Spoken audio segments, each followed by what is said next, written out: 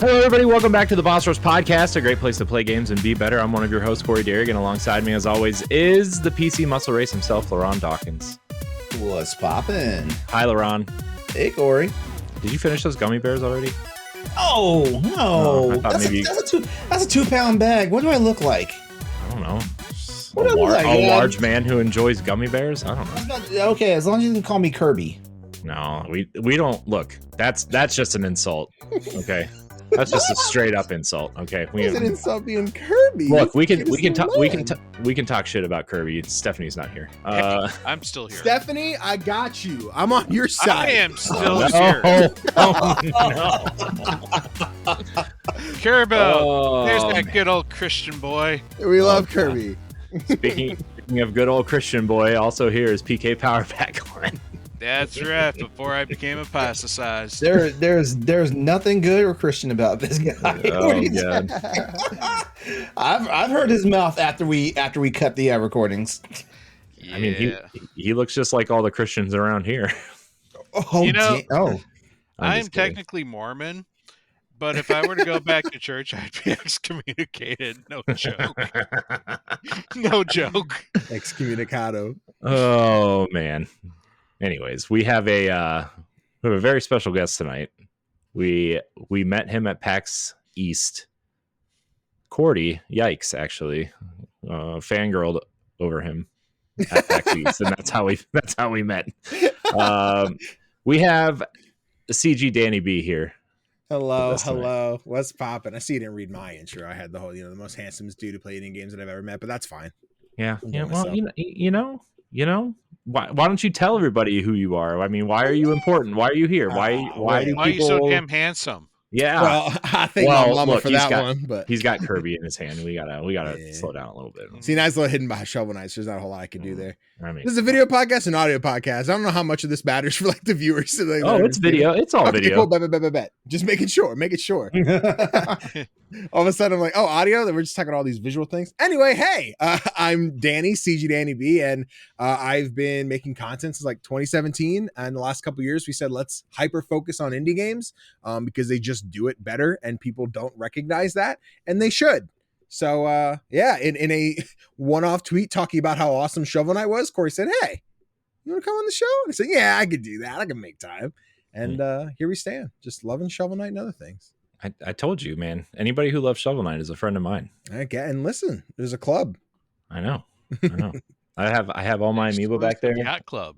Yeah. I didn't even mean to do that, but it worked out. Where can people find your love of indie games? Oh, well, they can find it all over the internet. There's TikTok, there's YouTube, there's Twitch, there's Instagram, there's Twitter, X, whichever one, at CGDannyB. Different types of videos where I'm talking about upcoming ones for the month, reviews, a couple of embargoes coming up. But we just always talk about indie games, all the platforms, all the places.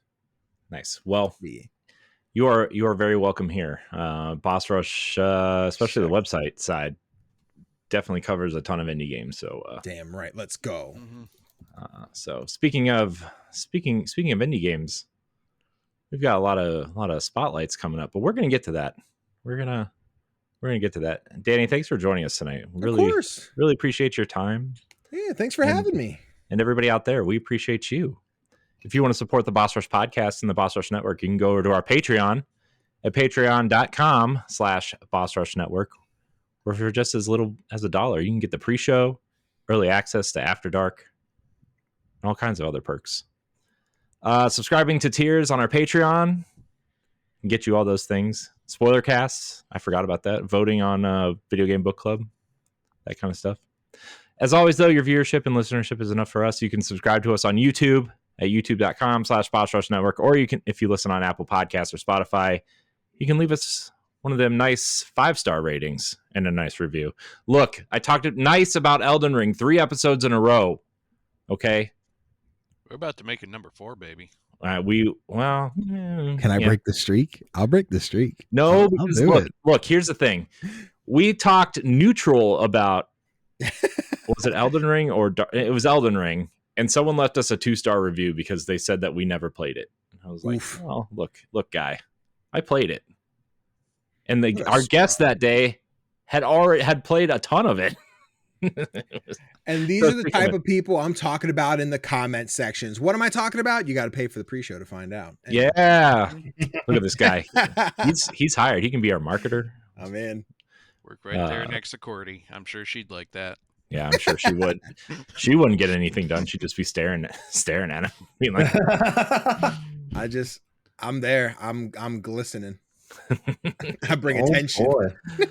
All right. Yeah, sexy. Oh, shucks. You can find all of our content, our reviews, our listicles, our features, our banters, and more over on bossrush.net. By the time this episode goes up, the site will look brand new, or at least like it's from 2015 and not from 2003. So very, very, very excited about that. Anyways, current and upcoming content.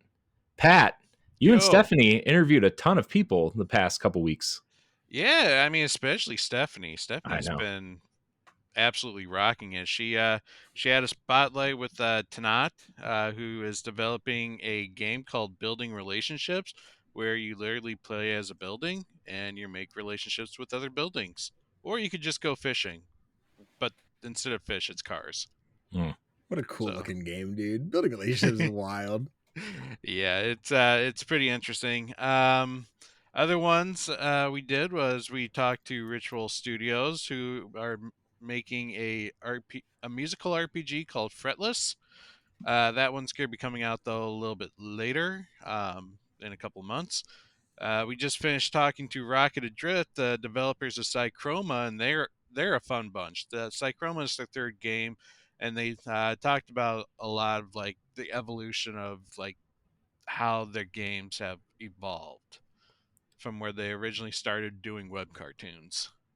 Their art for their games is stellar. I gotta say, it's really cool. Yeah, it's a fun one. And also, I believe Stephanie did talk to the creator of Gory. Yeah, John Calderon of Angry Demon Studio. Yep. That'll be coming out at the first week of August. So very, very excited. So yeah, we gotta do that every other week thing. You know, can't be pushing them all out at once. Good call. Plus we got 2 book clubs coming out soon. So, Yep, we're looking forward to the book clubs. We got Stray coming out here. I think by the time you hear this, it'll either be out or just coming out very soon.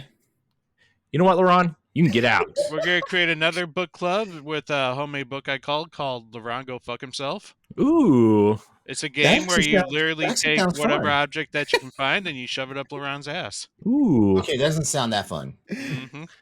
Remember, LeRon, spit is the devil's lube. Okay.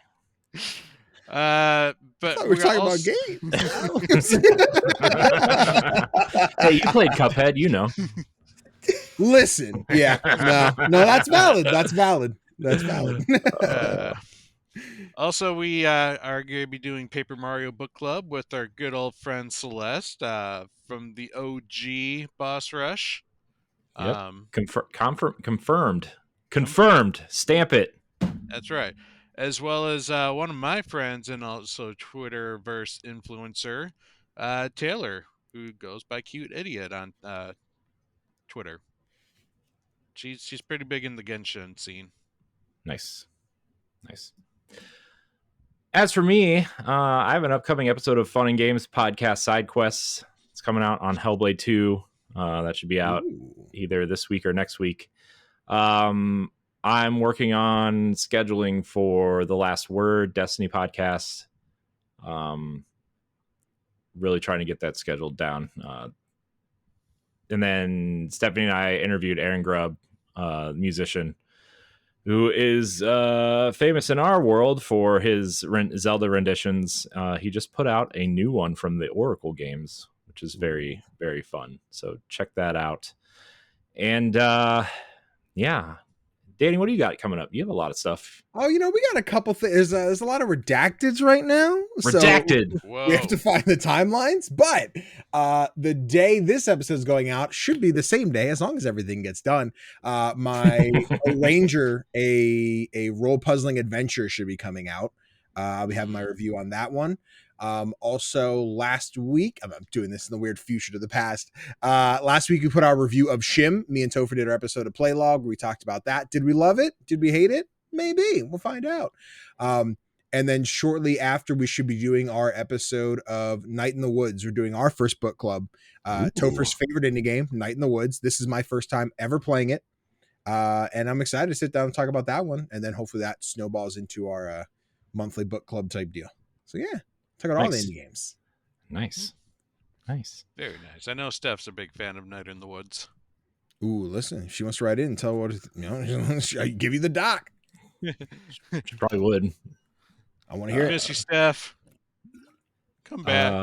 That reminds me, the other book club that came out was the Destiny one that's out.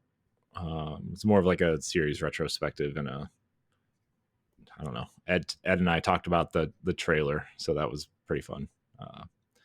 But anyways, let's talk about what we've been playing. Speaking of things, I was going to ask LeRon if he had anything coming up, but I know it's not true. It's just a big bag of gummy bears. So he's also muted. So also Damn, nice. You gonna let him get you twice like that? He's also still muted. That's crazy. Still muted. Did There you he do goes. that? Did No, you do that? I swear I did not do that. He asked if he came over there and turned Ryan, off you're your still microphone. drunk. Is that what it is? Well, see, since I'm technically the producer of this room, I can mute everybody at will. Oh, And I did that one Yeah, time. because I was muted. I was muted on the app, but all of a sudden I looked and I'm muted on the microphone. I'm like, what the hell? Danny, you're our guest. Me? Yeah. So you're going to go first, but I have a question for you. Absolutely. Go ahead. You're playing Concord. I was playing Concord. Yes. The upcoming hero shooter on Mhm. PlayStation and I assume PC at the same time, because Correct. that would be dumb if it wasn't at the same time. Yep. A lot of big devs behind this, a lot of ex Bungie devs, Halo, Destiny. How do you like it or not like it? I really enjoyed my time with Concord. I thought it was cool. As someone, like, we had a pre-show, we talked about like my experience with Destiny, eating my save. I don't play it anymore, but I have like those Destiny 1 memories of like really getting into Crucible and having a fun time with that. And this has that same energy. It is like Destiny Crucible if it was mixed with Overwatch. I ended up finding Lark. He is this mushroom man who is super cheap. You can shoot little spores out and they kind of linger in the air. And when someone walks by him, they just break up and slam into someone. Half health, maybe full kill somebody. It's pretty great. I can already see people being like, will you play Lark, loser? But off the rip, it's heavy. It's a heavy game. Everyone moves super slow. I definitely adjusted to that pretty quickly. It took a few rounds to get in, but it's hefty. Like it's chunky no matter what character you're playing. There were only a couple game modes you had to level up to unlock some of them. I want to play more, but PlayStation's process right now is let's make a multiplayer game. It's $40 at launch, so not that big retail price. And then you're going to have your microtransactions, your battle passes, your skins, etc. I don't think Concord is worth $40 to me with as little as I play multiplayer games. I'm very much like, I got an hour before stream. Let me play a couple matches of Fortnite or Valorant or something that's typically free to play. That being said, I want to see this game succeed. I think people can enjoy it. I think people will have a good time with it. But I think at $40 price point, it's going to be tough when you have all these other free to play ones. Like, yeah, that was the big thing with me when I saw it. I was like, man, and like I wonder if they're gonna try to hit lightning in a bottle twice because of Helldivers, right? I mean, Helldivers hit huge, and you know, I wonder if this game will do better on PC than it will on console. But it just like everything about this game, I'm like, man, Overwatch is free to play, Fortnite's free to play, Halo's technically free to play if you're Xbox. Like, Apex, Valorant, like all these games are free to play. Like, why are you? And I get like, you know, the heroes and stuff will be free after launch, right? Like, Yeah. and they'll monetize you some other way, right? But like, man, that's just that's a tough pill to swallow. It is, yeah, especially in, I mean, even we'll go as far back as like 2019, saying like this is just the new like format for multiplayer games. And I'll always use the example of like indie multiplayer games because it's an indie, so it already is like underground to most people. But if the servers aren't staying up and people aren't playing the game, it'll eventually shut down, which like all the multiplayer games do that. It all happens eventually. There will be a day Fortnite's like, see ya, it was a nice 14,000 year run or whatever. But I can see the finish line on Concord, and I'm hoping it's a blurry finish line. I'm hoping it like I can just keep seeing it pushed back and back. But I can see as this one comes out, I think in a couple months, I forget the actual release date, but it's tough to see the masses put the $40 into it. I don't know if it'll hit that success, but I can see when it hits the free on PlayStation Plus. And then everyone starts playing it, and then Steam players like, all right, well, if everyone has it now, I guess I'll get into it. But maybe it's like 50% off or something. I don't know. That's what it should be. It should be that first month. It should be free to everybody on PlayStation Plus. That would be my bet for Sony, especially if you're going to try to monetize it in other ways. Like, yeah, I mean, that's it. No offense to Rocket League, but it worked for Rocket League, right? I mean, worked for Rocket League, but it didn't work for Destruction All-Stars. So like it does depend on the game, you know, like, yeah.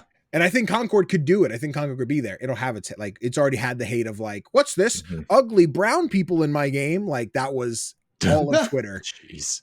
Yeah, well, right next to First Descendant being like, look at all these people with big asses and pretty faces. Like we didn't get that in Concord. We have, you know, realistic people, I guess, and people don't like that. They want pretty gamers.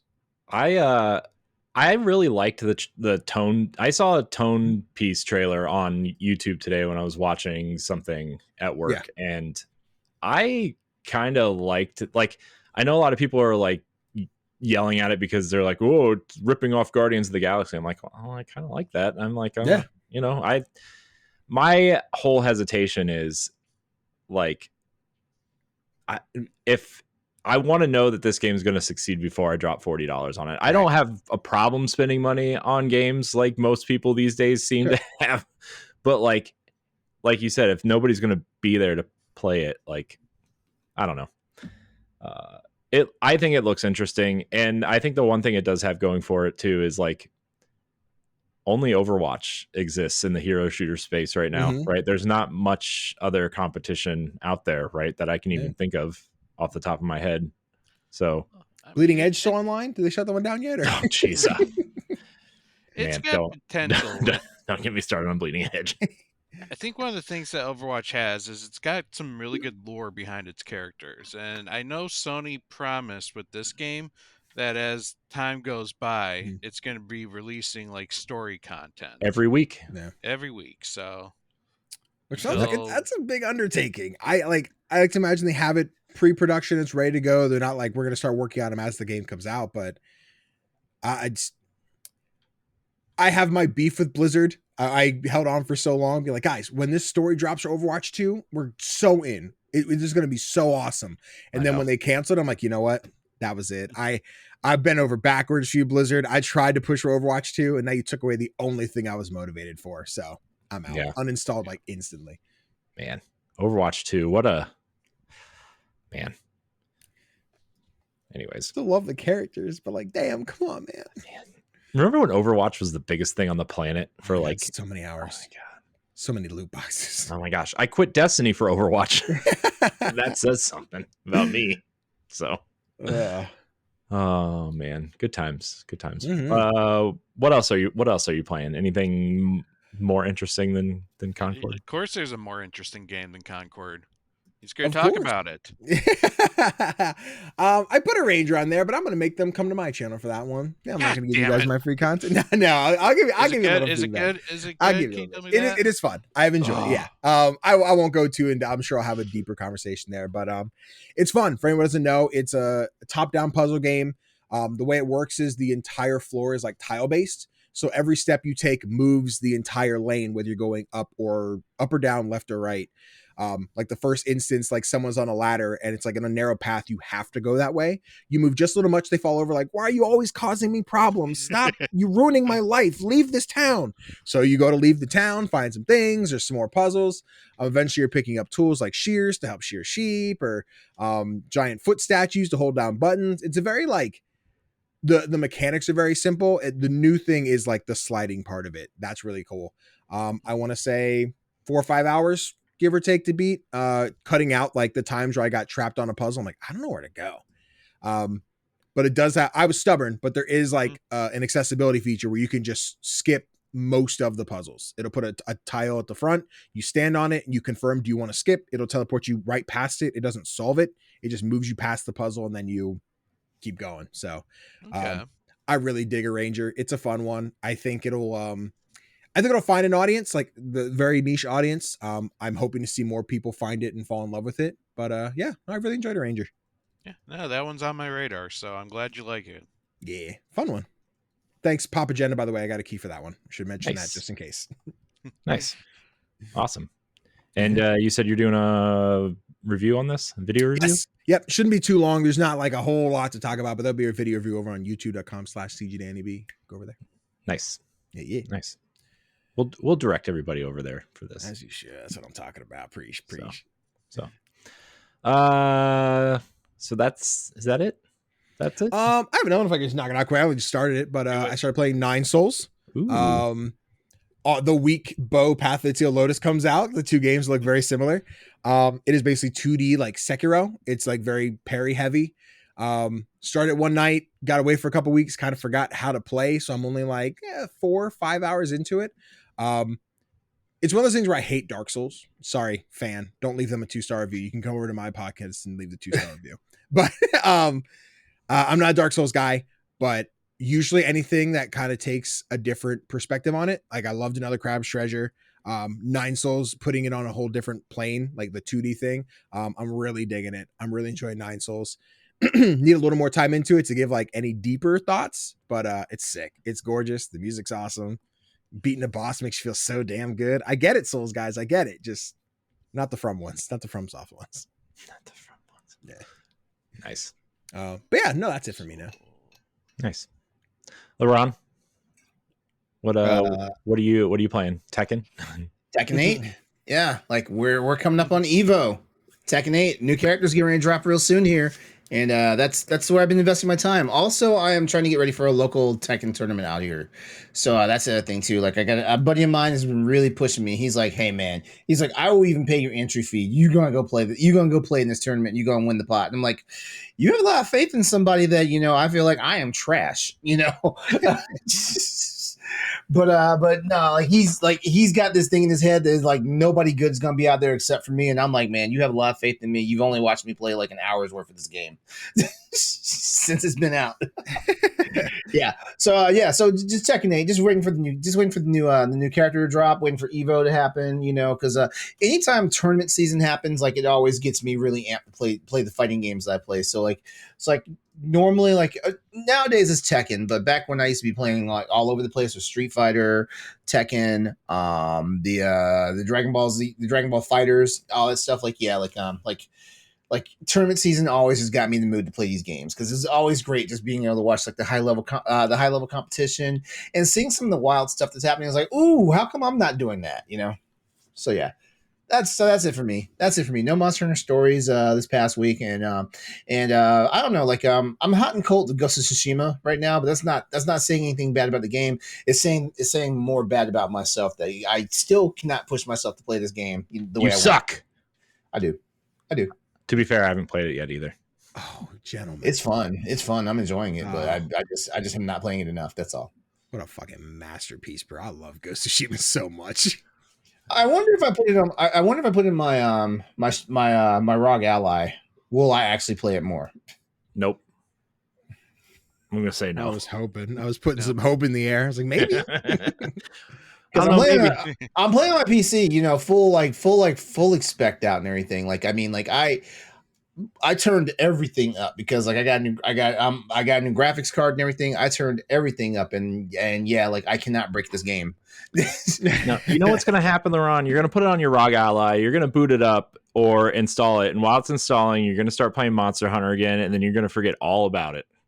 Yeah, I know that's the problem. Monster Hunter takes away a lot of other games' showtime. Yeah, I know. I know the feeling. I mean, look, you have Monster Hunter. I have Destiny. Pat probably has Trails of Cold Steel 642. Oh, 642's out? Shit.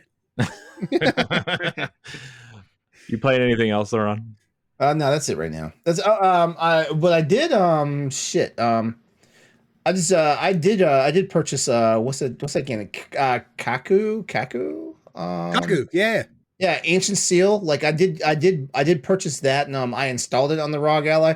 I like games like that, like like that, because like it just reminds me of Kena Bridge of Spirits all over again, Oh man! So I'm like, as soon as I saw like the trailer for that, I was like, ooh, I want to play this. So I bought it and I installed it in the ROG Ally. I just haven't started yet. I can finally play Kena because it's coming to Xbox soon. Yeah, you can. Even though my PlayStation's sitting over there and it's installed. Yeah, you missed out. You missed out when it was free.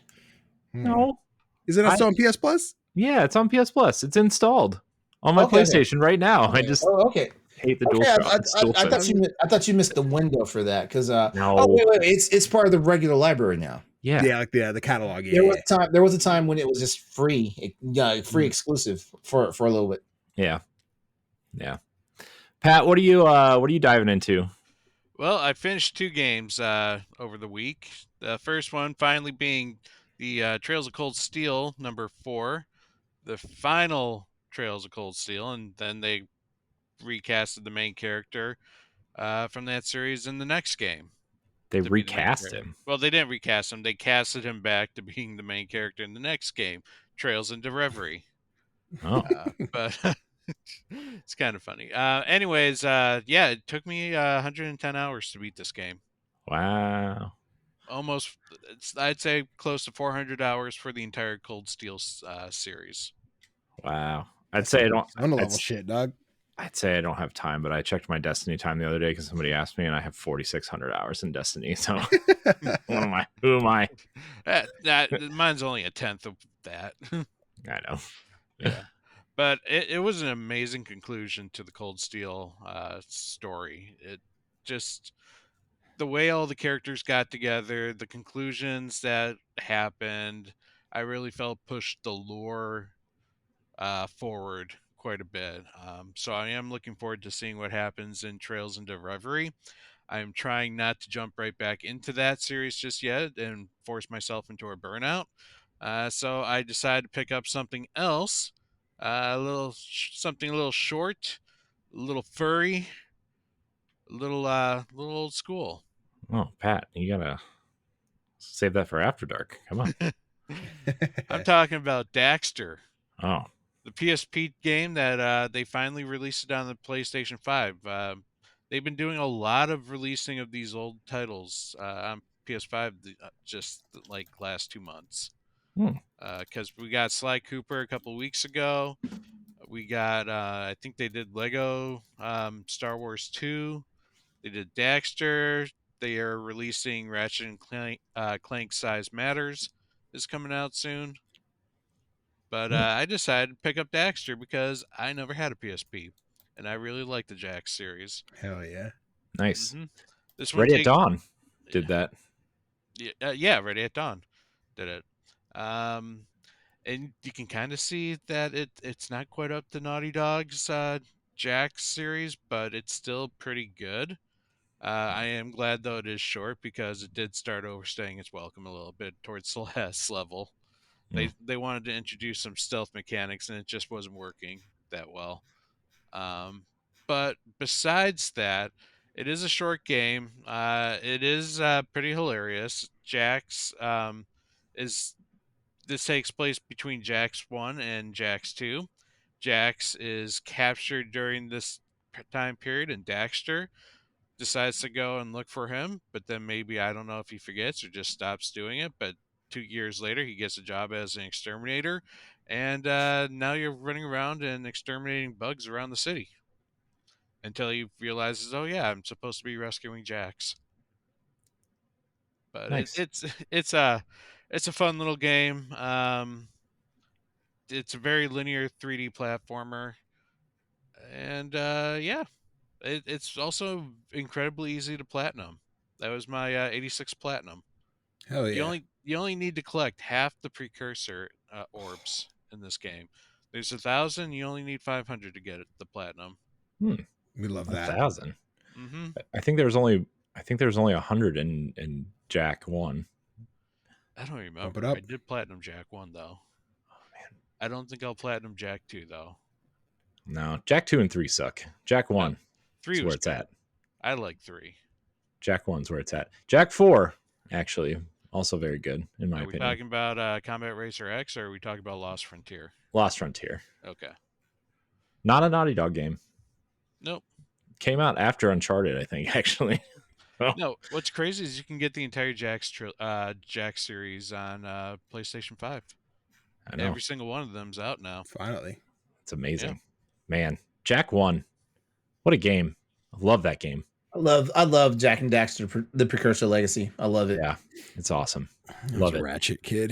Definitely a Ratchet and Clank kid over Jack. Well, you picked the right franchise because it's the only one still that's the around. only one What still do you around. mean? Yeah. Let's go Ratchet. Until Spider-Man kicks him out. Listen. I think they realize Ratchet may not annually like these Marvel games, but I think we're sticking with Ratchet. I think he's hanging around. He's I going hope nowhere. so too. I feel like Sony, like, I was talking to Steph the other day, and I said that PS2 3D platformers is a lost art now. Like, those were good days. The Ratchet series, the Sly series, Jax. You also had Tack, Ty the Tasmanian Tiger. It's like you had all these, like, not really open world. They're more linear 2D platformer or 3D platformers, but they were so good. Yeah. And now it's like you don't have that anymore. And anything, Not not in the even in AAA indies. space. Oh, a handful. I mean, Ukulele, that you hit or miss with that one, but yeah, like Clive and Wrench. You got A Hat in Time. Mm-hmm. You could argue Tinykin, a little bit different, but I did. Penny's like Big Breakaway. I think it's really good. Penny's Big Breakaway, which people are lukewarm on. There's another one, Ronnie's Roll Up, something like that. I have to look that one up, but okay. Man, speaking I of just Ukulele, expect more. remember how promising Ukulele 1 was, and then it was just kind of like meh. But then Impossible Lair. Yeah. Well, But we're remaking the first one, so maybe it's great. Yeah. They're adding a lot of quality of life improvements, such as a map. Putting a map in the game so you don't get lost. Nice. Ingenious, I know. Oh, maps. Who'd have thought? Who'd have thought? And finally, I picked up today Bow Path of the Teal Lotus. Because it has several art styles that I really love. I love the Okami, like, Japanese scroll art style that a lot of the game is based on, as well as the Japanese folklore that, the characters are based on. The game has that Hollow Knight like aesthetic to it, and definitely uses like the Hollow Knight's healing system, where you kind of have to beat up bad guys to accumulate energy, and then use that energy to heal yourself, like, bit by bit. The game that really, like, it reminded me of was The Messenger, because you're mentioning all my babies. Because this game features a strike and reset method to platforming. And what that is that you can jump once. And if you strike something, then you can jump again. And as long as you keep striking, you can keep jumping in midair until you miss a strike and then you fall. But that also applies to your dash as well, where, you can hit someone, you can jump, twice and do a dash, but then you'd have to hit something again, whether it be a lantern or an enemy, to, be able to reset that and continue to do that. And a lot of the platform puzzles require you to have that jumping jump/reset maneuver to it. So to say that, I'm gonna say it's a very hard game. The platforming reminds me of almost like late level Hollow Knight, like Okay. right away from the start. So you have to be you have to pick up the reset system pretty fast because they're gonna start like applying those, especially like I would say probably like your third area in. There's a particular part that just requires like absolute mastery of that system. Otherwise, you're not going to progress, forward. Gotcha. But other than that, like it is a beautiful game. The characters are great. Just the colors and just everything that's going on the screen is just so good. It's so beautiful. It's like you have these little like specters sometimes just like floating around, or you see like the moon, but it's got this like swirliness going on because it's a Japanese scroll, and it's the colors just pop, and the rays, even the moon rays, whoo, they are beautiful. Like Nice. you're looking at art. I'm so excited. I got my key this morning. I haven't had a Mhm. chance to play with the other 17 redacted things in my back pocket that I got before that. But Mhm. yeah, I played the demo for that one during Next Fest. Oh, I had it was one of those late night ones, or like as I saw the like thanks for playing the demo show, I'm like, that's the worst feeling in the world. I want to keep playing. Where, So where Yeah. did the I'm ready. demo end? If I was, I'm just curious. I think it was like right after the first boss. I think you Okay. fight like there's like the mini boss, and then there's like I think a major boss you fight. No, getting across the bridge. Ooh, okay. All yeah. right, then the Yeah. platforming part I was talking about, that's on the bridge. Okay. Yes. So you might know what I was talking about. I think so. Yeah. Yeah. Oh man. Anyways, yeah, it's good. It's good. It's hard as hell. But at least they're very generous with the checkpoints. Yeah. they're like usually a couple screens apart from each other, which is Right. good because you're gonna die a lot. But if you do die a lot, it does give you the accessibility feature to turn on invincibility and unlimited mana. Yeah, Haven't that's done my that kind yet, of game. but I don't know how that works when you fall off a platform. So I don't know if that would just like continue to move on the platform, or if you still have to master the platforming to continue forward, regardless of whether or not you get hit. Hmm. But yeah. Great game if you want a challenge or just something to really pretty to look at. Nice. Yep. Is that it? Is that all you I mean, I played more, but that's all I want to talk about. Okay. Okay. Well, guys, I did something that I don't normally do. First of all, I turned on my PlayStation. Oh my And it goodness. still works, huh? Wow, look at this guy bragging. I know. I turned it on. I played so here's the thing. We played Spider-Man for book club. What? We played Spider-Man 2 for book club, but I played Spider-Man Miles Morales and Spider-Man 2 all back to back to back. And I was going through my trophies because I was installing Final Fantasy 16's DLC because I want to play. I still haven't played Final Fantasy 16 past the demo.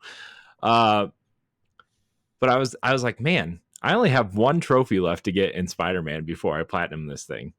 And it was to get all of the do all of like the fights in each district. Yeah. Okay. Yep. And so I booted it up and I'm like, oh, I'm 97% done. So I just went in and platinum Spider-Man remastered. Like, no big deal. Just As we do. just fighting crimes, I'm proud of you. You got yourself a platinum. I know. It's my second one. Did it feel good when you saw that trophy just materialize in the corner? No, because I have notifications turned off. You sounded like, I guess I did it. It's almost as good as a feeling as that like less than 10% chime on the Xbox. Oh man, that's a good chime. That is a good chime. That's a good chime. I got one of those the other day too, and something, but I don't remember what it was. But can I just talk about how much I hate the DualSense controller? You may not. That controller sucks. No.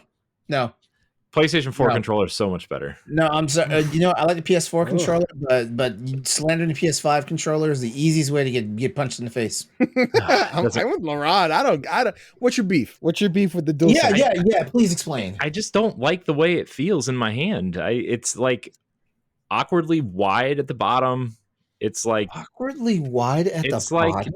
It's oddly heavy on the top, like in the middle, and like I don't know. I don't like it, man. Hold on, where's my PS4? Hold on. I don't like it. I don't like it. It's got some good features, though. Because I feel like the PS4 controller. Okay, because I have a PS4 controller in my hand right now, along with DualSense controller.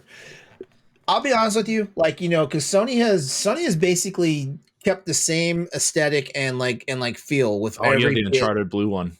Every nice PlayStation. I love that one. I know, it's so sexy. Yeah, every PlayStation controller, right? The problem I have with the PS4 controller was that this light bar thing really threw off the actual, I don't know, it's hard to say the feel or the balance of it, in my opinion. I think out of all the iterations of the PlayStation controller to date, including the PS5 DualSense controller, I think the best one was the PS3 controller. Ooh, what? It was light. It was light, but it still had all the gyrometers and all the freaking all the rumble and all that stuff. Gross. What? My PS3 had one too many gummy bears tonight. My PS3 controllers are in a box somewhere, but Damn.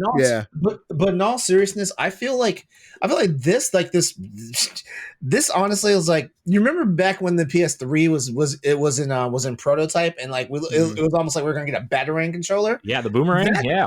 That's what this honestly is, a DualSense controller, but it makes freaking sense. And everything like the touch sensor is better. The light bar, thank God, is not some gaudy mess it was on PS4. I didn't say it didn't make sense. I just said I don't like it. I don't like the triggers either. I don't like the oh, dude, I love triggers. The triggers are good. The triggers get me in trouble when I'm playing Tekken. I had to remap my controls because of how the triggers sit. But beyond that, honestly, I don't know, man. I'm a staggered stick guy too, so Or you're okay. Now that I have a hard time fucking with. That I mean, that's fine. I don't. It's something about you see. This is a PS4 controller, but with the PS5 controller, it still sits in my hand just right, and those thumbsticks are right there, all on the same plane all on the same plane angle, whatever you want to call it. See, Danny's picking at what I'm putting down. I'm sitting here, I'm analyzing, right? Because I'm a PlayStation all the way. The DualSense is my favorite controller of all time. I love it. It is my favorite controller. This thing is amazing. I love this thing to death. I wish sit here. it worked more with the feedback. Astrobot had Astro's Playroom Kills it. Absolutely demonstrated the controller to perfection. Almost nothing compares to it. Returnal and Ratchet both did great using it. I think a lot of games don't use it enough, and they should. Mm-hmm. But also I get that it's a weird niche thing that I'm sure for the PlayStation 6, we might keep the HC Rumble. I could see the adaptive triggers going away, but also I hope they don't. I do think every game should come with the option to turn it off. I understand, as I sit and think about Returnal and Ratchet both, where they have it locks halfway through, so you have both a regular and alternate fire for whichever one you want. I think that's so sick. I love the new light bar. I had a whole argument with my chat the other day, and they're just they die too fast. I'm like, dog, I got 4 of these babies on deck. I got these 2 are charged. I got 2 on the cradle. The moment this one dies, on, off, we cycle, baby. We're always at the ready. Game time never ends. They die too much. That sounds like it's true. That sounds like true. Well, no, it's true, but it also sounds like first world problems. Because I mean, shit. Yeah. You think these controllers die too fast? Try playing a fucking ROG Ally or a Steam Deck. You think a PlayStation 5 controller dies hard? Shit. I love my 2.5 play session on my Steam Deck. Shit, ROG Ally. Shit, if I'm playing full tilt, I'm lucky if I get an hour and a half. Because I'm a graphics whore. I'm a graphics and a performance whore. Remember when the Nintendo Switch only lasted for 2 console hours? Console gamers complain about so much shit. Damn right we do. They don't understand the nuance of being a PC gamer. They don't. The nuance of being a PC gamer. The nuance, yeah. Everything has to be right. I have a 240 hertz refresh rate, and goddamn if I better be pushing more than 200 frames. I better be. Or something ain't right. Are you counting all those frames individually, LeRon? No, but I had the computer telling me how many frames are on the screen. So there you go. So you gotta see them if the computer says. Computer says it's 200. Are you sure? I mean, my Switch says a lot of numbers on it too. Hey, we live in it's 2024. We live in a society where we can be gullible all the time. So like, if this bitch is lying to me and saying, it's 200 plus frames and it's not, like, you know what? I'm the fool. I just work here, man. It's okay, LeRon. The Matrix doesn't exist. Well, anyway, Corey's crazy. DualSense is amazing. Yeah, I know.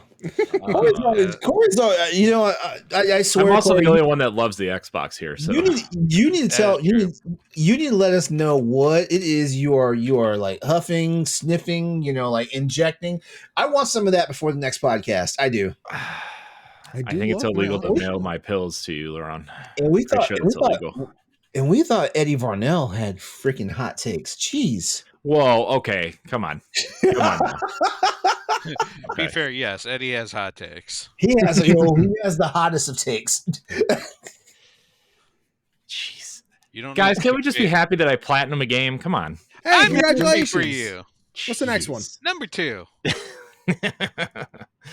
I've also been continuing my trek through Elden Ring, which is like might be coming to an end.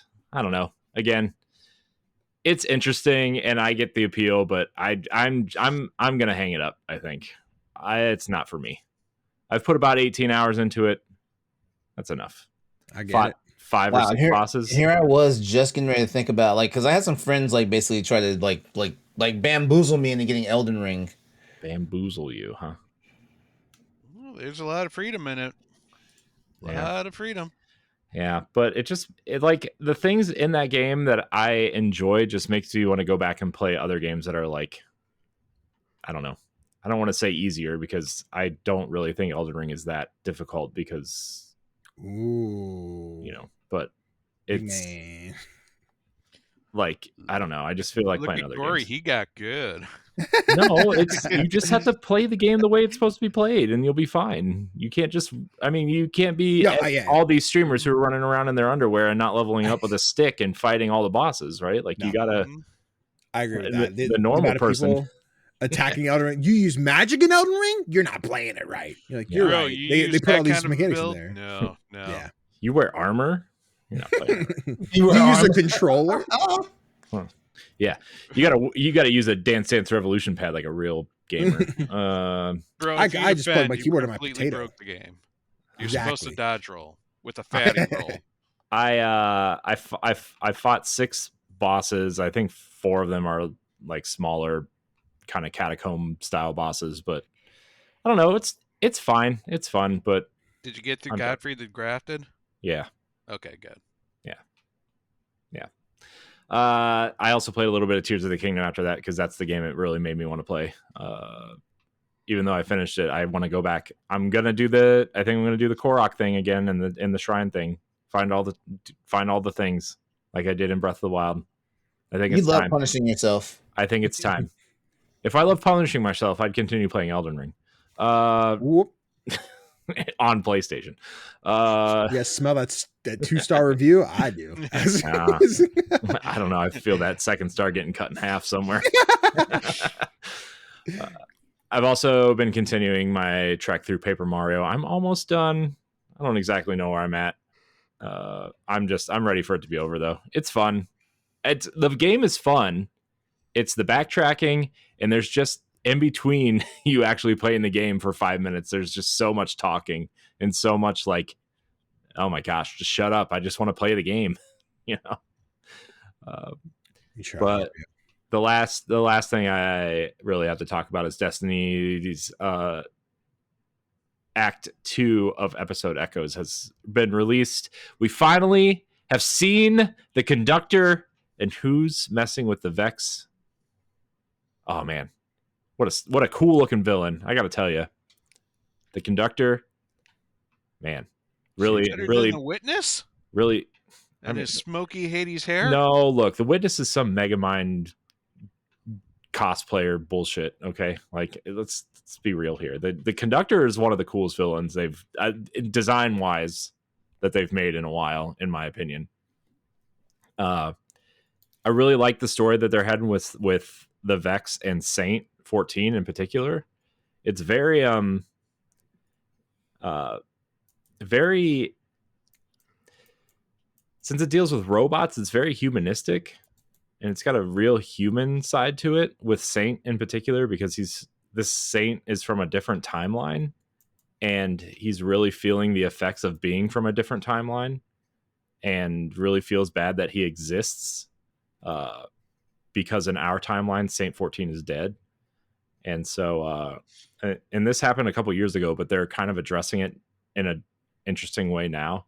And since Saint 14 is an exo, the robot race, like, and the conductor can manipulate the Vex milk, like, it's affecting Saint 14 in a weird way, which is cool.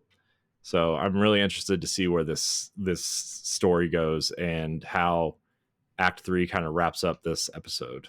So very cool. Very, very cool. I suspect the conductor will be the dungeon boss that releases in Act 3. That's my guess, at least. It's a cool character, though. Weapons are cool, too. Oh, man, they're all Vex themed. The auto rifle's cool. Oh, the scout rifle is like the long rifle, like a Tex, like the Tex Machina long rifles, the long shots and stuff. So cool. So good. So good. Man, I got Dragonfly on there. That perk's cool. If you get a headshot, it creates a bunch of explosions and does area of effect damage. So blow them up. Yep. Damage everywhere. Yep, damage everywhere. If you want to see how you can become a Patreon producer, head on over to patreon.com/BossRushNetwork. The Patreon producers for this month are Adriel Munger, Austin Campbell, Celeste Roberts, Christian S., Sana Dirrig, Francisco Santillan, Matthew Keel, and Todd Oxtra. Thanks for your continued support of the Boss Rush Network. But that's it. Speaking of damage everywhere, let's get into our weekly topic. Get it together. This is a topic we did a few months ago about, who's screwing up in the industry. I have some beef. This initially was a different weekly segment, but with all this garbage going on, I have some beef. I have some beef with the Xbox in particular, but we'll address that. Pat, who needs to get it together? Well, you know what? I'm going to say, Nintendo, you need to get it together. You dropped last week one of the coolest trailers in the entire world with a Mio. The smiling man who's just like got that old found footage look, wearing a trench coat and a paper bag with a smiley face on it. It's so creepy, and it's like, this is going to be like a Nintendo horror, and we finally got to know who is a Mio. And then we found out that it is the next in the Great Famicom Detective series. Mm-hmm. Yeah. So Nintendo, I just want to say, what the hell? Yeah. Dude. I know. I am so impressed with your marketing skills, because damn, I actually want to get that game. I know. Well, like, look, man, like, it got people's attention on Famicom Detective Club. I know a lot of people got pissed when they're like, "Oh, it's a visual novel. What the, But yeah, honestly, I like the visual novel. So, the Smiling Man, I'll take it. It's being produced by the Metroid producer too. Super Metroid, Metroid Zero Mission. Well, it's the original guy that did the series like 35 years ago. Yeah. Oh, Gunboy's dead. No, different guy. Okay. Yes, LeRon, you're raising your hand ever politely. So here's the question: did Nintendo play you guys, or did you guys play yourself? Because I saw Nintendo Land going nuts about this shit last week. Look, all I know is that this week's Nintendo Power Block that went out yesterday is totally irrelevant today. So I'm like Home Dude and Pineapple Express. I seen it.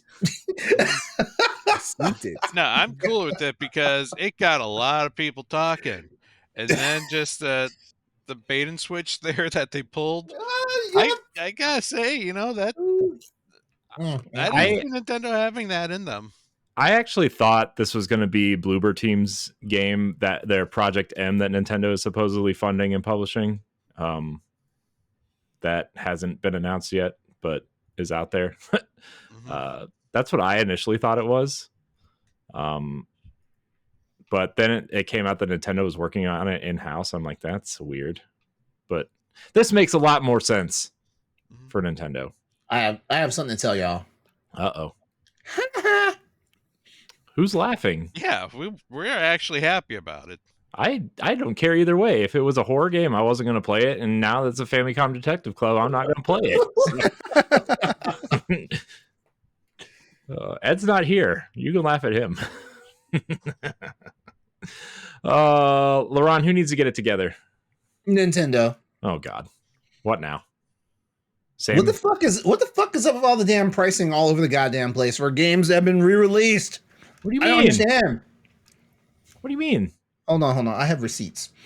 Luigi's Mansion 2 HD, $60. Yeah, that's how much games cost. Originally $40.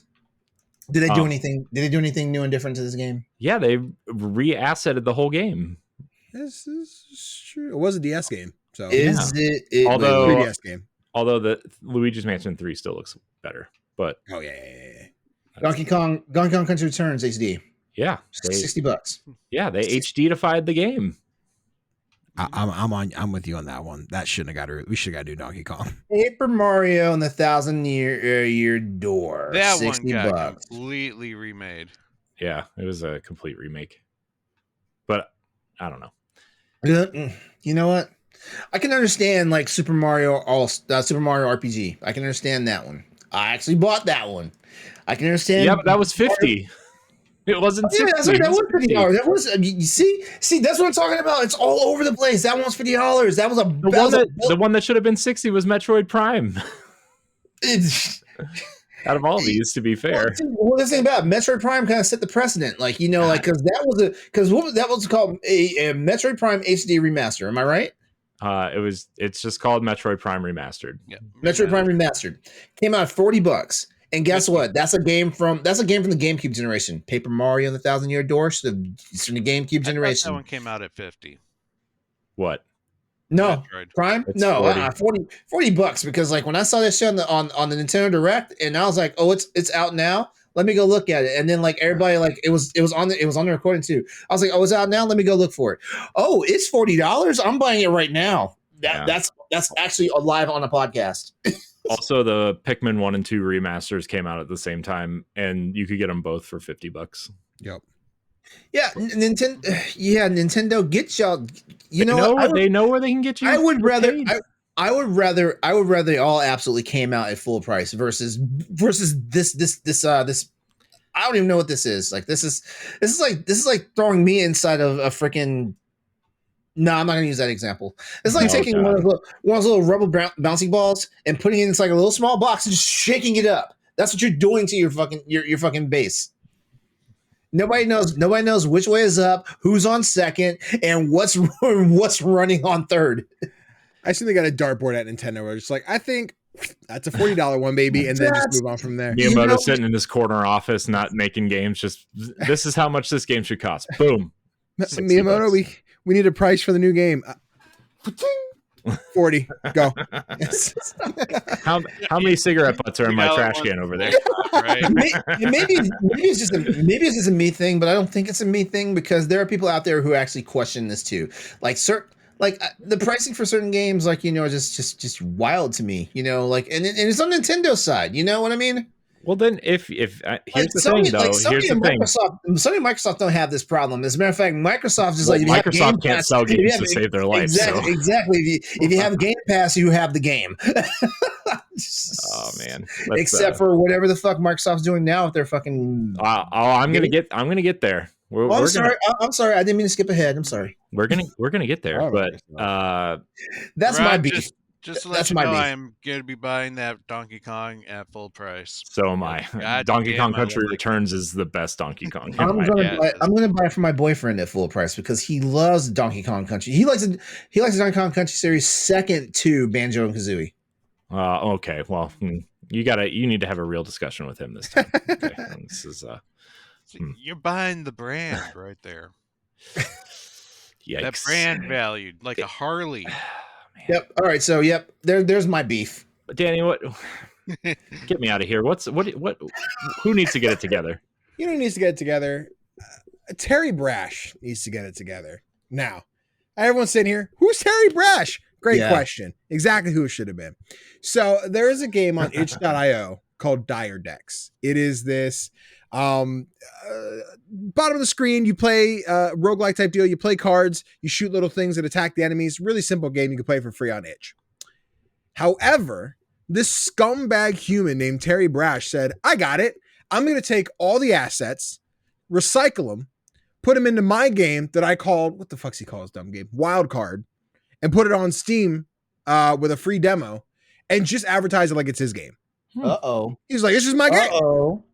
Guy's a scumbag. Then when the devs find out and say, hey, this guy is stealing my game, he doubles down on it. He takes a clip from Always Sunny in Philadelphia where Charlie jumps out the back. He's like, wild card, bitches, woo! Like, it's his game.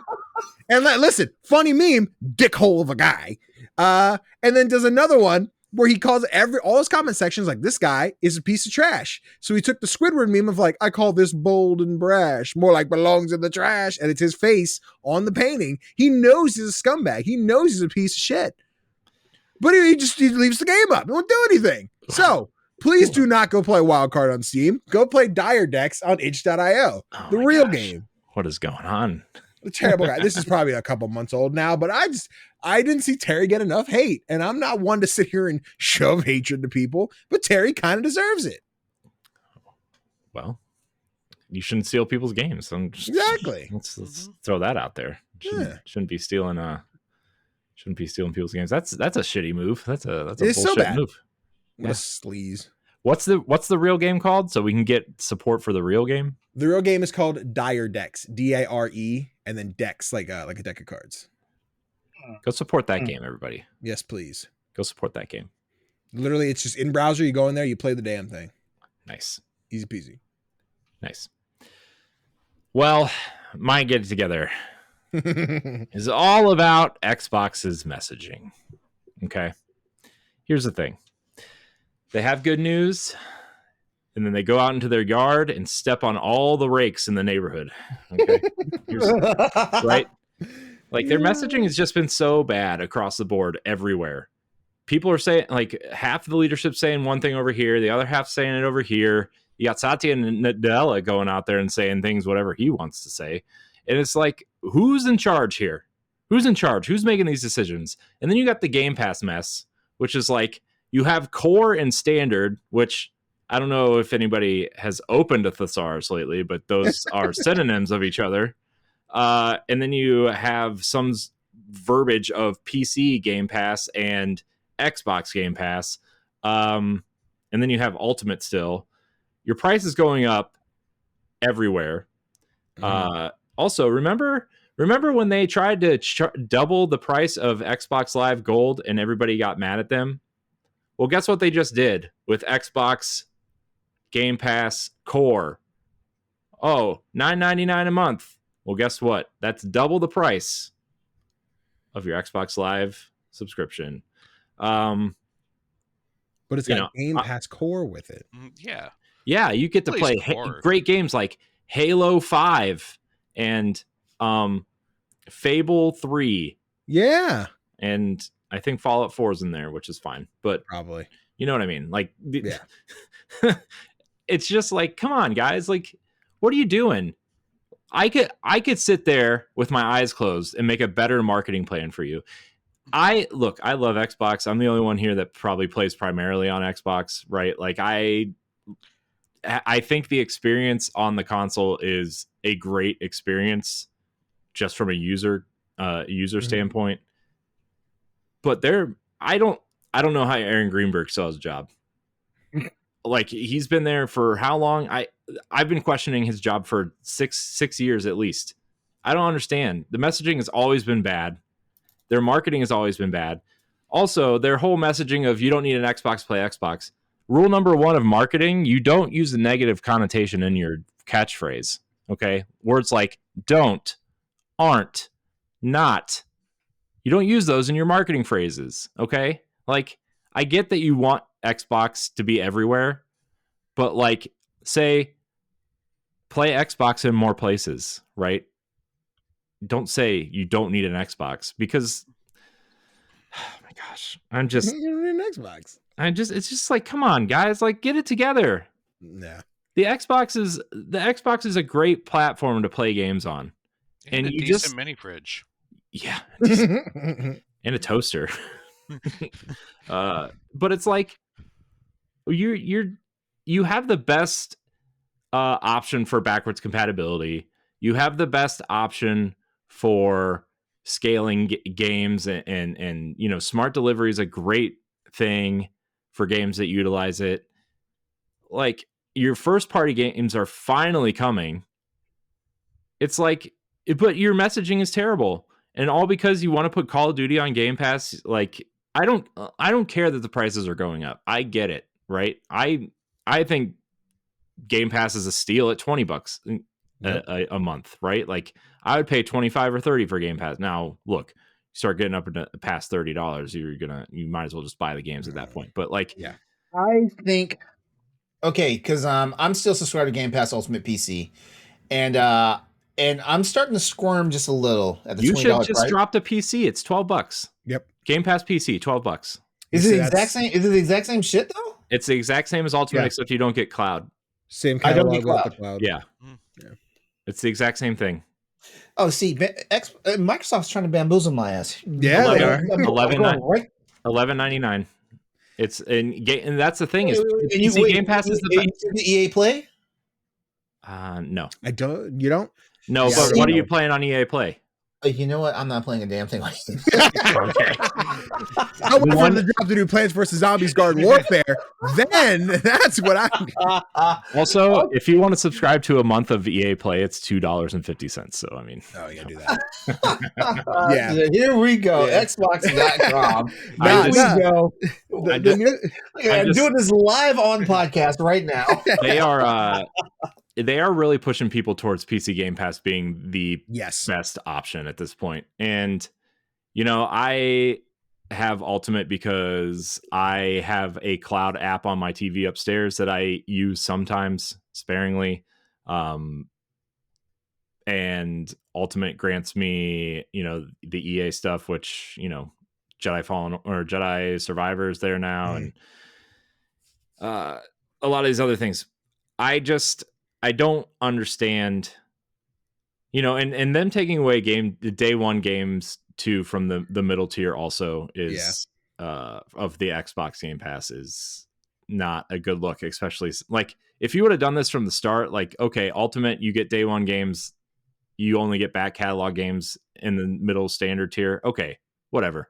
But you kicked this thing off with, you know, essentially kicking it off with day one games. I think it was like 6 months after it launched, you got day one games. And now you're taking that away. And that really sucks for people who pay for Game Pass, and now you're not getting what the service and PlayStation's service became infinitely better at this point now. Which, in my opinion, I would almost argue PlayStation Plus Extra was better than Game Pass for a while. But they just don't advertise it because they sell games and they sell units and they sell, you know. Oh, never mind. Never mind. I can't change my pricing right now for it. Like I'm still rolled out till October at $16.99. Yeah, you have to remind in your phone, Google Calendar. I have to fulfill this. Yeah. Yeah. Just stop your auto renewal, and then once it's up, you just, you know, next time you log in, you say, oh well, PC Game Pass. Mm-hmm. It's just, I understand they're trying to push people towards Ultimate, and that's great, but like your whole messaging around this has just been terrible. And I need them to figure it out, because I don't care that your games are going to other platforms. I don't care that more people get to play your games on in the cloud or on their phone or on their smart fridge or whatever. But like, yes, LeRon. $11.99 game PC Game Pass does get you EA Play. Oh, Yeah. bet. Cool. Okay. That's so worth it. It's Look at that EA Boss Rush Network keeping you in the know. Top in the news. Yep. What's the clickbait headline for that? There you go. You know what? Hey, when we clickbait it right. Yeah, no, I've had Game Pass, God, for as long as I can remember. I love Game Pass like as a platform. It's such a, especially for me, indies. Exactly. And like the $20 a month, I have Ultimate.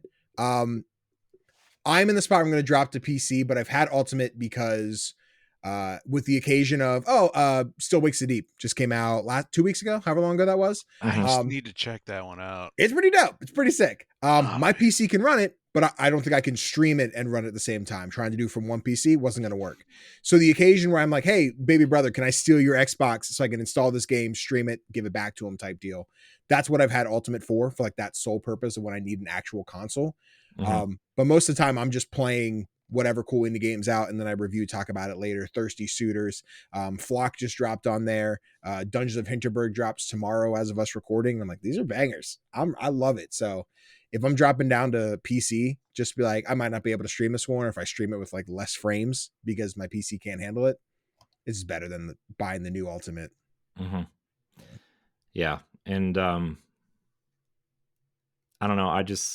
I as somebody who works in marketing for a living, and they're terrible marketers, and it just feels like you have the right people in place for the most part at the top, and it just feels like there's too many hands in the pot. It feels like there's too many people trying to do their own thing. Mm-hmm. And Xbox used to be this small portion of Microsoft, but now that they spend $70 billion, you have the penny pinchers in there like, oh, well, you need to do this, and this now because you spent $70 billion on Activision. And it's like, man, their whole plan was like, it's finally coming together. And now it's just like, oh, well, somebody just took a bat to my knees and I don't know, cut my arm off. And I don't know. And now I'm just struggling to get out of the tunnel. I don't know. It sucks. I just get it together, Xbox. Get it together. Get it together. Well, let's get into our next segment, our Boss Rush Banter of the week. Remember, you can find Boss Rush Banters every day over on bossrush.net, our website. This one, in particular, has had a lot of debate. This is from our editor-in-chief, David Lasby. Shadow of the Erdtree is my quote-unquote game of the year. And I wanted to ask you guys if DLC deserves to be game of the year. Because some people have said, this DLC is amazing. It's big enough to be its own game.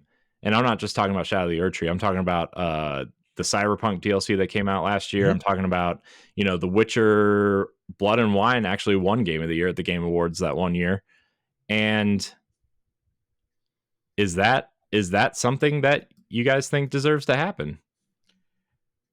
I'm going to go first. I'm going to say no, because it requires the base game to play it. Therefore, it's an extension of the base game.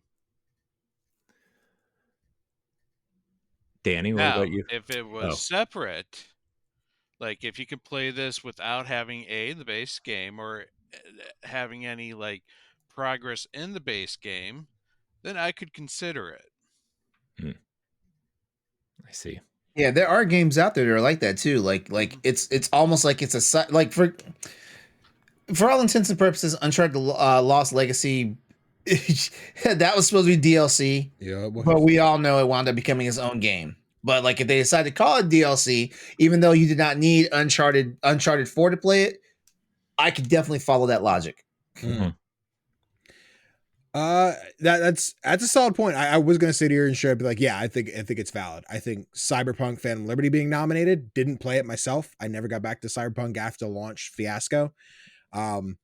But seeing all the love for Phantom Liberty, well deserved, I think. I would totally see a nominee for that. I'm seeing the love for Erdtree, not my cup of tea, but really don't want to win Game of the Year again, but I do see the argument though for like needing to own the base game. Like I don't think I would say Horizon. I gotta think. Burning Shores. Yeah.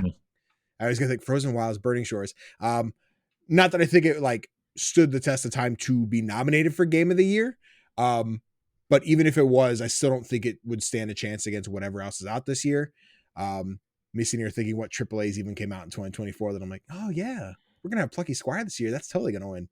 I think think it's- come out with the release date for that instead of keep teasing us every freaking Listen, day.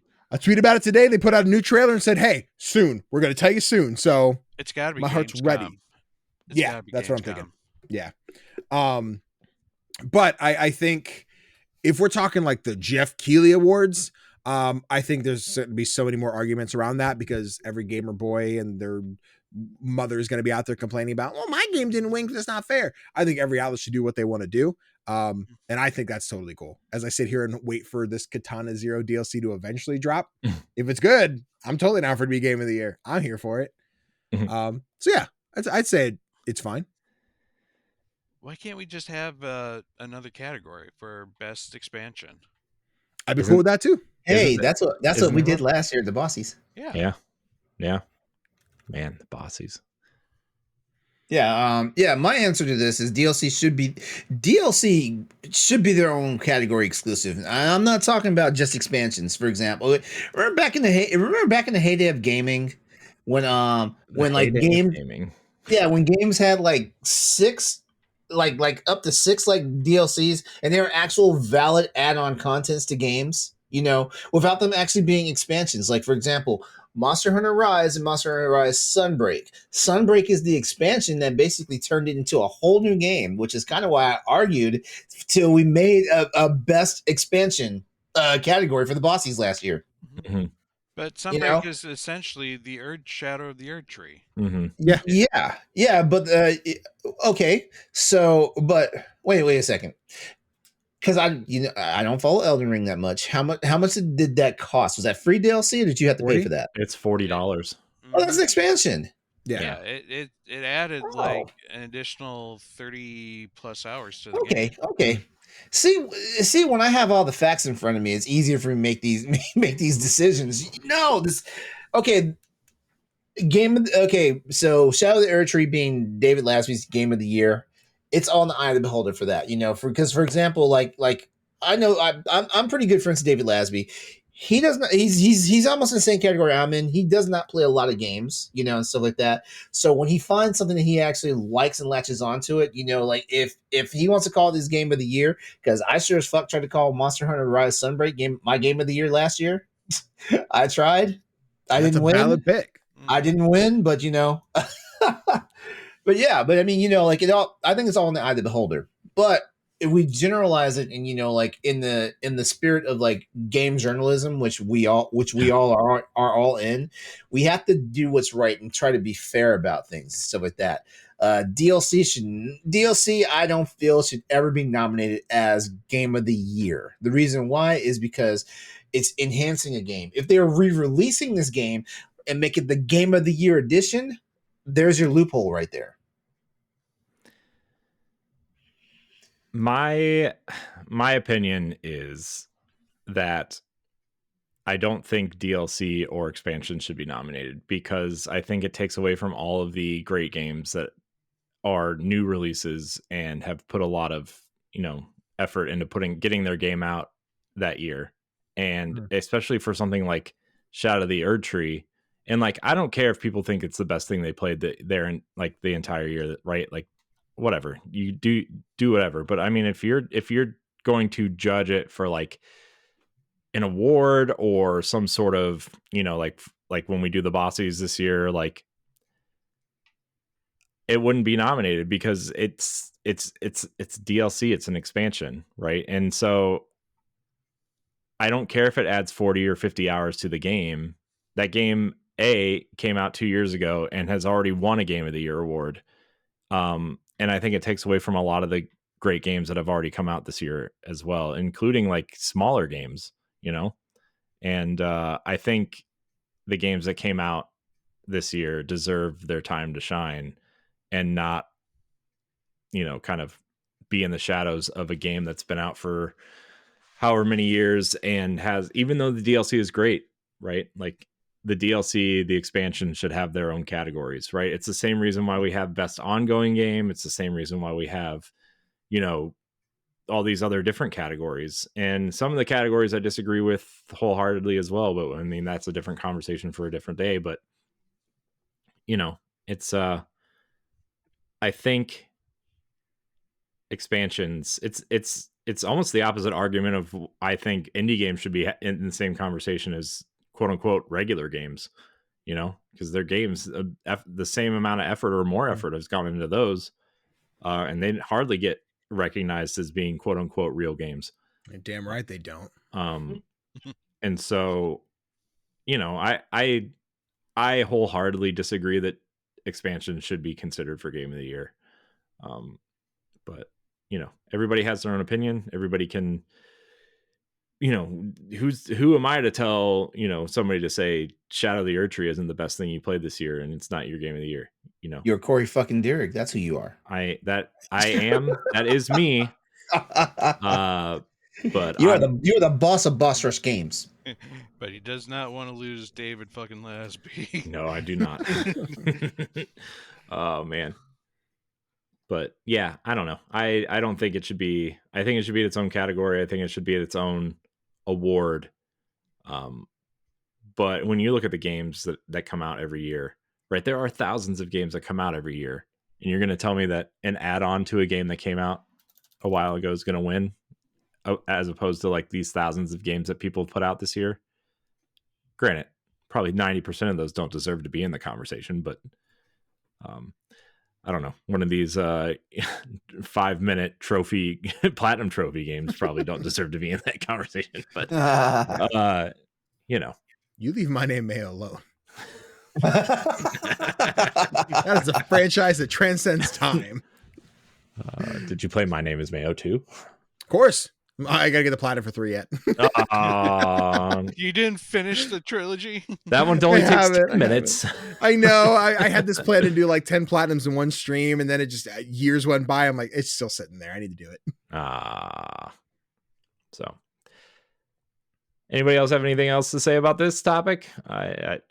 It's an interesting topic for sure. And I think as DLC evolves, right, this conversation maybe becomes more complicated, but Corey's out here hurting our feelings. Again. I'm actually surprised I'm the only one that has this opinion. No, because in all honesty, everything every one of you guys said tonight on this, like I'm in 100% agreement with, because the simple fact is, like, DLC is a really hard thing, and DLC is also controversial in my opinion. Expansions, I feel like can be in its own different category, because like that's usually a development team like taking 1 to 2 years to actually like do something to change or enhance the game, and stuff like that. But DLC was controversial because at a certain point it seemed like DLC was just like their way of milking us for money just to finish the fucking game they were developing. Mm-hmm. Horse armor. Yeah, I think there's just different levels to it. I think like even as we sat here talking about like an expansion where like I don't own the main game, so I can't play it, so does it count as its individual game? But I even jump back to like what Fortnite Save the World was, and then being like Fortnite proper Battle Royale as we all know it was an expansion, was a new mode, and like I don't know if it was like Jeff Keighley Awards nominated, but it was definitely nominated plenty of other places, and now it's an ongoing title type thing. I think there's a lot to unpack there with what does and doesn't count. I will totally see Erdtree's going to be nominated this year. There's no way it's not. I think when and if it does win, that'll floodgates. Just like, is the Dave the Diver an indie game? This is stupid. This is crazy. But I don't know. I don't think it will win. I'm sure. Again, I'm sitting here. What else came out this year? Maybe it will win. Yeah, there's still a lot to come out though. Yeah, Final Fantasy Rebirth. That's true. Go against. That's true. Yeah. But JRPGs, you know how America is. Yeah. No, I really hope that, they add the additional category of best expansion. I think that'd be great. I think that'd be the perfect thing. That would just solve everything, I think. Yeah. Yeah. Give it the recognition, but don't have it take the recognition of best game. Yeah. Right. Also, freaking split sports and racing game. They're not the same thing. Come on, Jeff. Nobody knows. Yeah, wins it every year. All right. Let's get into some of these listener questions. Remember, you can write into the podcast if you join our Discord. Look in the Boss Rush podcast thread. Look for our thread on Twitter. Email us. Leave a thing on Patreon. Wherever. We'll try to answer it. We'll get there. Onyx Lone Wolf writes in via Discord. What secondary video game character do you think deserves their own story/game franchise? Is there a secondary character that you think has a better storyline than the main protagonist? Who is it?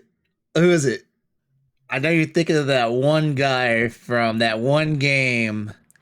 That one guy from that one game. Sea of Stars. You know, Garl has definitely passed. That's what I was thinking. I mean, he does deserve his own game. What was he doing those 10 years? You know, just to be cooking? perfectly honest, though, Sea of Stars was Garl's game. Now, I don't think we've seen the expansion yet. We're getting an expansion for that game. Expansion, yeah, And we there's are. a chance it's a Garl story. I don't think it will be, but there's a chance.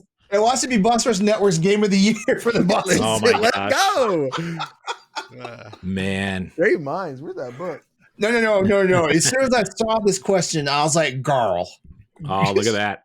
Look at That's that. fucking beautiful. Look at that. Oh, that is Oh my so God. slick. That is so slick. Oh my God. Nice. God, I love Sea of Stars. Yeah, give me a Garl game. Man, that'd be cool. Garl was our what was it? Biggest dork of the year or whatever. No, he was best bud. Just him Like, doing bro. combat with a fucking saucepan. Come on, y'all. Love him. We love him. Oh man. Warrior Chef. Man. What an awesome character. I would also take any combination of any of the side characters from Baldur's Gate 3. Give me a Karlach game. Give me a Shadowheart game. Give me maybe not Will. Will, but not who's the guy we all hate? The dude eats all my fucking loot. I left him at the camp right away. I have no idea what his fucking name is. Don't give me him, but Stephanie would know. I didn't play Sorry? Baldur's Gate 3. Stephanie. Oh man, guys, you're missing out. I'm gonna say Garius motherfucking Vicarian. I knew you were gonna pick a Ooh. Mass Effect character. I knew it. I Yep. fucking knew it. Give me a Rex game. Come on, watching that. You know, yeah. Well, Rex, yeah, because like Rex was what, like 900 years old by the time we met him in Mass Effect. I don't know. I don't remember. No, It's been so he long. was an old boy. He was an old boy. Yeah. But yeah, but no, like Garrus, like watching him like come up through the Turian army into CSEC, and then like get recruited to the Normandy. Come on, man, Mhm. that'd be sick. Yeah. Trying to think, was there ever a Final Fantasy game that starred a Moogle? Like No. starred. No, 9 was I the know first we one. had Chocobos to have their own game. 9 was the first one that actually had a Moogle as a playable character. Am I right? 6 was. Moog. Oh yeah, it was 6. Why did I forget that? I don't know. I don't know. I mean, wait, mean- let's have a Moog game, or a Moogle game. Mm. One that actually stars a Moogle. Moogle And Fantasy you know what? 7. Let's make it like Strangers of Paradise Dark Soulsy, okay? Oh man, Strangers of Paradise, man. That's a game. Let me tell you. Give it to Ninja Theory and let them cook with a Moog game. They can do it. I have faith. Man. If this question was asked like 2 months ago, I would have said Zelda for sure. But like I still You know what? No, I'm sorry. I'm stealing again. Yakuza. Goro. Majima. He needs his own game. Yeah, I know who that is. Yeah, I haven't played Yakuza. He's the crazy one with the eye patch. I've seen bet. him. Yep. Yeah. Plays And the iPatch Man. knives, and he's always Kiryu-san. He's kind of crazy. He was also voiced by Mark Hamill in the original Shit. Yakuza game. Yeah. Okay. Did you know? Fun fact: did you know that Mark Hamill voiced Wolverine in the PS2 Wolverine's Revenge game? That's great. Yeah, the whole cast of like the X-Men 2 voiced their own characters except for Hugh Jackman, even though Hugh Jackman was on the cover. Come on, Hugh. It was Mark Hamill. So funny. I mean, I'm still gonna cheat and say Zelda, like in a Breath of the Wild style game. I still thought she was gonna be playable in Tears of the Kingdom. I really thought. I always said that Ganon would be cool in like a Souls game based in the Zelda universe, the rise of Ganon, and like, you know, we had that conversation before though, but I always thought that would be like a really, really cool, interesting story to tell and a cool way to implement that style of game into the Zelda universe. And I think the Zelda universe is the perfect universe for that if you're going to do some sort of Souls like in the Nintendo universe. So I'm going to also throw in Virgil from Devil May Cry. Give him his own game about him trying to take over the world or like overthrow his brother or just something. I still can't believe they only made one game in that series. I'm still waiting on that sequel from Ninja Theory. Ninja Theory needs to do a lot of things right now. Are you trolling us? No, it's the only one I've ever played and the only one that I really liked. Wait, was okay, that that makes sense. That makes sense. Was that Team Ninja or Ninja Theory? Ninja Theory. Huh. It was a game they did right before Hellblade, and then Microsoft bought them. I just keep getting those two mixed up. Yeah, that's fine. It's cool. Our next question comes from Phantom Composer via Twitter. I think this is a follower of yours. That's Danny. my mod. Phantom was popping. What indie video game universe do you think you have the best shot at surviving in with one life? Sea of Stars. Easy. Listen, if I get to walk on with Valir, sure, she can protect me. What's up? Easily Arcade Paradise. I'm rocking Arcade Paradise. If someone's at home like, what's Arcade Paradise? First off, it's free on Epic Game Store right now. Go grab it. But you basically run an arcade and a laundromat that are like connected to each other. I know someone wanted a cool answer like, could you beat Shovel Knight? Could you live in another Crab's Treasure? Actually, another Crab's Treasure is bad. I'd be human against a fish. I could take a fish. Yeah, just step on it. It's fine. Yeah, I could take a fish. Use a spear. Yeah. I'm gonna stick with Arcade Paradise though. Because if I'm in a game where I get to like somewhat survive without the actual repercussions of like, financial burden, I just have to like, if I open the shop today and make some money, cool. I'll just hit save and go again. It's fair. Fair point. Arcade Paradise, baby. Fair point. Fair point. Pat, you look like you're thinking hard. I mean, there's a couple different universes. Pat's like, I could take God of War. God of War's indie, right? Gosh. Destiny was indie for a while. Yeah, it's true. I mean, obviously, a lot of the narrative games I could easily survive in one life. Jeez. Like, give me, the Space for the Unbound. I'd love to live in 90s. Yeah, but then you'd just be sad all the time. Yeah. I mean, I could say the same thing about Until Then. It was a good one. I thought you were going to say Until Dawn. I'm like, no. Until Dawn. Don't go there. You could survive. Somebody will make the wrong choice. Maybe, we'll see. I'd be off that mountain so quick. Jeez. Yeah. Man. So fun. So fun. Mm-hmm. What about you, LeRon? Let's see. See the thing about it, like I'm not a big indie person. That's the problem. It's time to fix you. I can fix you guys. I can fix you. But I do love Kingdom Bridge of Spirits. I do love Sea of Stars. Sea of Stars sounds like that's the universe I would get absolutely clapped in. It really does. Come on, like spoiler alert, we played the beginning of Sea of Stars. Like you saw what happened to Garl. Yeah. He right from the outset. Yeah, he wasn't fine in the moment. He was a kid. Kids always be crying. My boy lost an eye. Oh, boo-hoo. We'll get a whole eyeball. Did it affect his cooking? No. Oh He's no, good no, at- that dude's like a 4-star Michelin chef. Dang. Dang. Oh, losing an eye, become a 4-star chef. I'll take it. Oh my god, our Garo game's just cooking mom. Yo, I'm here for it. My Oh, question, no. how does he cook with no depth perception? I don't understand. I don't know. Did you ever play Venba? That has no depth perception. Oh Sure god, don't. Ouch. It was a fun game, but man. Speaking of, I'm living in the world of unpacking, man, because all I'm doing is unpacking boxes, Ooh. putting stuff away. Oh, but there's so much depressing stuff in there, man. I know, but you get the achievement for flushing all the toilets. Yeah, and then putting the toaster in the bathtub. Yeah, it was pretty fun. No. But then, then you move in with your Guys. boyfriend and he doesn't like your stuff. Then you move out, you're all alone in like a dinky little apartment. Then you move in with your girlfriend and everything's happy again. I'm still alive. Unpacking. Mhm. It's true. That is true. Yeah, I'm changing my answer. I had two to think of, but you know what? I need to live in the Power Wash Simulator world. It's a good pick too. hmm You know where we're not living? Vampire Survivors. That's where we're not living. The Easy. most craziest world I would probably live in, though, would be Shovel Knight. It's a good one. Just, That's a solid one. but I wouldn't be like a knight. I'd live in like the village with all the unique people in it. I be the shop man, the horse.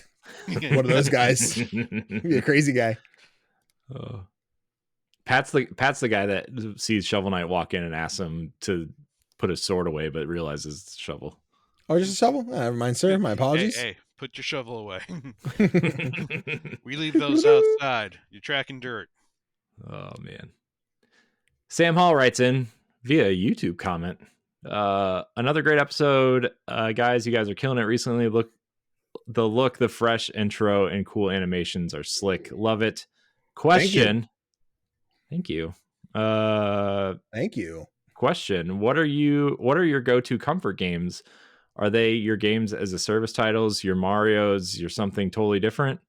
Thanks for keeping us sane every week. didn't we spotlight this on a previous episode of Boss Rush Podcast? Probably. We've done 240 of these. I mean, Yeah, yeah. Wow. Let's see. Some of my comfort games: Mega Man 2 and 3. Mega Man 2 and 3. I would say one of the Monster Hunter games, but I feel like that's not a feel good game. That's just me like feeling like a badass game. yeah, but it's still a comfort though. Yeah. Yeah. Destiny is my comfort game. Mass Effect 3. I say that I put Mass Effect 3 in a higher pedestal, and I put Mass Effect 2. And Mass Effect 2 is the game that that really like got me into the series. And what else? I'm trying to think of some other stuff. Shit. Link to the Past. Legend of Zelda: Link to the Past. Like a lot of my answers are going to be old school games. Trying to think of any other ones I can think of off the top of my head. Old school Tetris. Tetris. Yep, the Game Boy version specifically.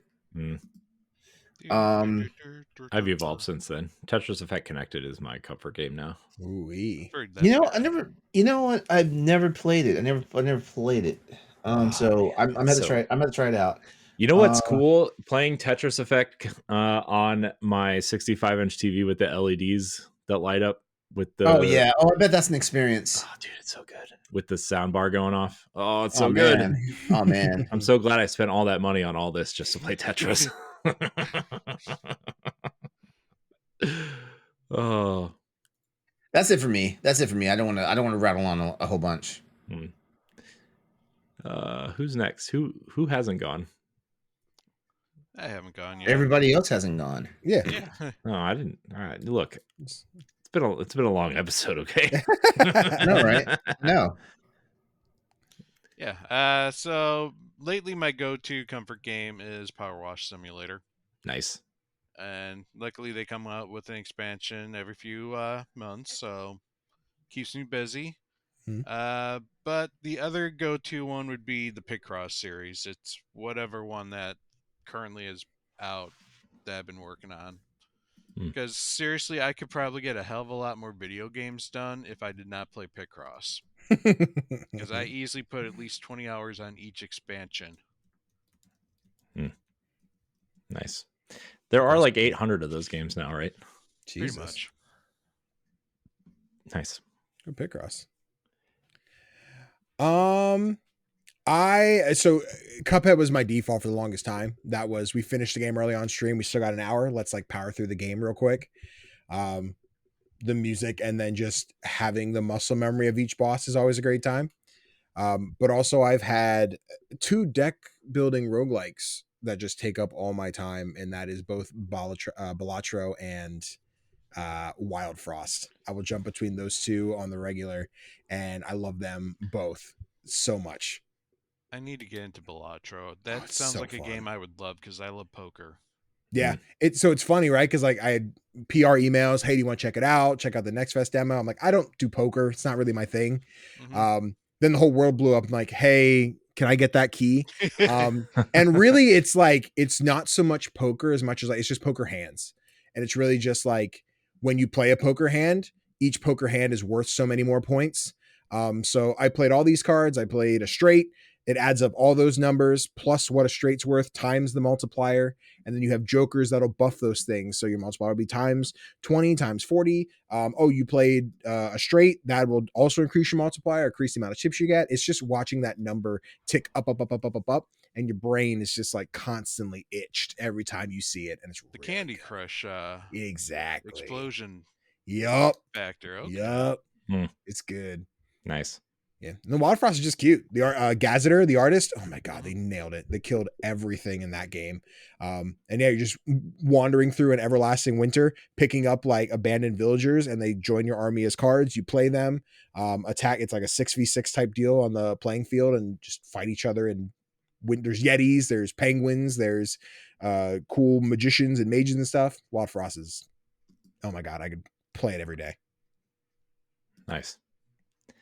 For me, it's just Destiny and Tetris. Those are like the main 2. I don't really need to talk about falling blocks and shooting aliens, but I can if you want. I love shooting aliens in Tetris. It's so good. Yeah, it's so good. Our next question comes from Mary Helen MH Norris via Discord. What is the most underrated game you've played? Most underrated game, man. I can tell you that I really, really, really enjoyed Outriders that nobody seemed to like. You consider Outriders underrated? Yeah, dude, that game was awesome. That was the second best game I played that year, behind Halo Infinite. I'm gonna go back in the archive.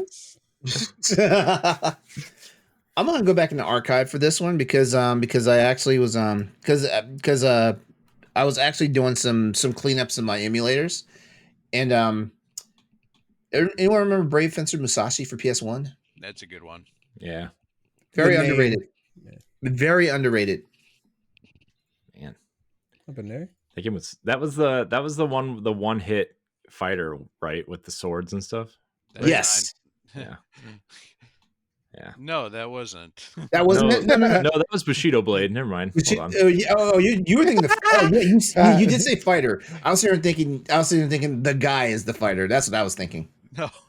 Dang. I don't know where my head was. Pat, never mind. It's like when LeRon said that, I'm like, what? What are you agreeing to? Yeah. Oh, another underrated game. If we're on Square Enix for a hot second, Einhander. Okay. Really, Corey? I didn't. Really? I said. Yeah. I've never played it, so I can't. I don't have an opinion. Zero opinion, sir. Shrugs and nods. Actually, you know what? Shout out to an underrated game that we played for book club. Beacon Pines was really fun. Ooh, okay. Beacon Pines was really fun. Cool game. There's a game I really liked for the original PlayStation. It was called Cartia. It was a tactics. Wait, was it? One more time? It's called Cartia. With a K, right? Yeah. I played that game. It had a mono, the illustration designer for the old Final Yes, Fantasy. yes, I remember that game. For that game, I really liked that game. I wish I had it. That makes me sad. I'm just going through all the games that I have achievements for right now. Ravenlock was awesome. Yeah. I get back to that. I haven't touched it since the first expansion. Yeah, they have First a update. fully rotating camera now. Thank the Lord. I had my review out from that, and that was like my biggest complaint during like the big Clockwork Bird fight. Oh where he yeah, would like dash past you. I'm like, I can't fight him. He's out of my vision. yeah. And I keep getting the camera can turn. I'm like, now it can. Yeah, now This review's old. Shut up. Yeah, Just which add is a super nice, footnote. but it's a great game. Oh man, good times. Yeah. Mine, one from last year, and I had to check. It only has like 2,600 Steam reviews, so maybe not as underrated, but they're overwhelmingly positive. But everyone needs to go play In Stars in Time. It's a very like Earthbound type RPG. But you're playing as like a like D&D party kind of, not actually D&D, but like adventuring party, like headed to the final boss. And your main character is trapped in a time loop. So you go in, you fight a boss. If the boss kills you, you reset and you're in loop 2. And you're like, oh shoot, well now what? You go back in, you find out the door's locked, but we left like the key is on a previous floor and we can't go back. So you die the next time through. On floor 2 you need to stop and grab that key, go back in. Eventually, as you do it, you can fast forward through parts that are super repetitive. It's super emotional. It made me cry multiple times. There's depression, self-doubt. There's a lot of hot button topics in there. It's a lot, but it is such a masterpiece. And I'm like, people play this goddamn game. It sounds like a indie game I played. I'm trying to remember. Okay. I was like the last 5 minutes, or it's a game where you start off at the final boss, but all of a sudden you have complete amnesia of what everything transpired up to that point. And so as you're fighting the final boss, your character is like trying to recollect his memories. Yeah. What the heck was it called? Yes, I don't know if I know that one. It's 5 something. I don't know if it was like 5 Minute Hero. Is it? Let me see if I got 5 minute. No. 5 minute climb, 5 minute raid. The longest 5 minutes. I'm thinking of 30 hit. No. The longest 5 minutes. Yep. Thank you. Yes. I do remember this one. I never played it, but I remember seeing it. Yeah. Yeah. Cool. That's what it was called. Big. All right. Our last question here is straight from Corey Yikes for Danny mostly. Yeah, it's really not about us at all, guys. Hey, Courtney. She asks, my question is, how did you get started in indie to where you decided, quote, this is what I'm going to create? So I've always loved indie games, but gotta take it back to freaking childhood here. I was like a Nintendo gamer growing up. It was Mario, the occasional, like a lot of a THQ movie type deal games on my like Wii and shit. But I remember getting into Skyrim, getting into Call of Duty, and like eventually I'm like, let me try the Tomb Raider, Hitman Absolution, Sleeping Dogs, and like all my friends didn't like those. If they weren't Halo, Call of Duty, I was like the weird one for playing those. If but I've always like loved Sleeping Dogs, then they oh weren't. my God, they're so dumb, right? With. That's what I'm saying. Sleeping Dogs, give me another one, dude. That's such a good game, dude. I would love that. Oh, love Sleeping Dogs. Rip United Front. Yeah. But no, I always would kind of like play all these, we'll say unique, but like I just, in my circle of friends, people I knew in real life, like didn't play the games that I did. So I always just kind of like played these ones like, cool, that was awesome, on the shelf to never talk to anybody about it. Eventually I met friends in college who were way cooler, played way more games that I liked. Me and a couple of buddies sat down and said, let's just stream some Dead Rising one night. And as we evolved in like the Couch Gnomes, I eventually took the channel like as a whole, CGDannyB. And I probably think the game that sent us into like, we are doing indie content was There Is No Game, Wrong Dimension. Which I remember that is one really too. Cool. It's a cool game. It's a point and click adventure. No game. Yeah. The whole, and it started as like, I think an itch game where it's just, there is no game. And the whole thing is pressing buttons, but like, it's not a traditional game. It's so hard to explain without having it in front of you. But I remember my chat really enjoying Wrong Dimension. It has a lot more narrative. It cuts to different types of games, but those games still aren't games. So that's the whole narrative. And like these experiences are just so much better than the predictable, like, all right, here we go. I'm playing that Call of Duty campaign where the bad guy blows up at the end. Let's get it. So from there, I'm like, I guess we'll just start doing indies more. And yeah, they're niche and sometimes not everyone's for every person. So audiences are kind of sparse for it, but man, the indies do it better, dog. You know what? My favorite, I think one of my favorite games of all time, I think most people consider it an indie game, is Death's Door. Oh my God. Yeah, that's It's so like, good. Oh my God, it's so good. I love That it. was a good one. it's probably like, it's on the level of Breath of the Wild for me, where like I think about it at least once a week and think about going back and playing it again at least like once a week. Yeah. It's an incredible game. I don't 100% things on Steam. I don't do Steam achievements. I'm like PlayStation, like that's my thing. But I was like, I want to get everything in Death's Door. And then I did when the PlayStation version came out. But yeah, Death's Door is so magical. That's such a good one. Oh, it's so good, man. God, it's so good. I think I own it on 3 platforms now. Okay. Because I bought it edition sale. Let me see. I have it. It's back there on my shelf I have it for Switch, the collector's or the Ultimate Edition, I think is what it's called. But man, Death's Door is so good. It's so good. People, please go play Death's Door. Yes. Yes. It's so good. Oh, it's so good. Well, speaking of good, the good times are over. We did it. We did another episode in the bag. Woo. Danny, thank you for joining us tonight. Of course. Where can people find you? You guys can find me on the internet. That's where I live. Over on YouTube, Twitch, Instagram, TikTok, at CGDannyB. We stream on Mondays and Thursdays at 6 p.m. Eastern, and then Saturdays at 1 p.m. Eastern. Also, right now, we have a D&D thing going on Thursday nights where it's a My Hero Academia campaign on Crit Hit Chronicles. But that's fun. We love My Hero, dog. It's great. But yeah, we're always checking out cool indies. We're playing Dungeons of Hinterberg. I'm sure Bo will be in there next week. I think we're planning a Chained Together stream here in the coming week. So stay tuned. Come check out some indie games because, listen, you guys need something to play. You need something new to play, and I got you. Nice. Well, everybody out there, thank you so much for watching and or listening to this episode of the Boss Rush Podcast. You can catch new episodes every Monday. Remember, if you're a $1 patron, you get the pre-show along with several other things like early access to After Dark, expansion pass, all these things. Yeah, those things. Keep your mind out the gutter. Whoa. Until After Dark. I'm worth way more than $1, LeRon. I know you are. But why do you pedal yourself off for $1, though? Is my question.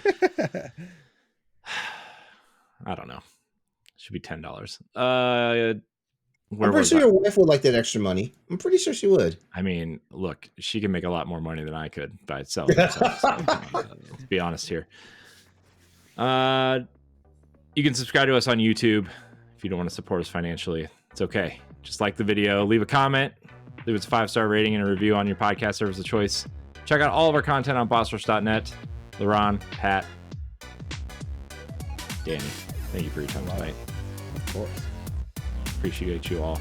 I appreciate you all out there. Thank you so much for listening. And until next time, we love you. Goodbye. Bye. If you want to see how you can become a Patreon producer, head on over to patreon.com/bossrushnetwork. The Patreon producers for this month are Adriel Munger, Austin Campbell, Celeste Roberts, Christian S., Sana Dirrig, Francisco Santillan, Matthew Keel, and Todd Oxtra. Thanks for your continued support of the Boss Rush Network.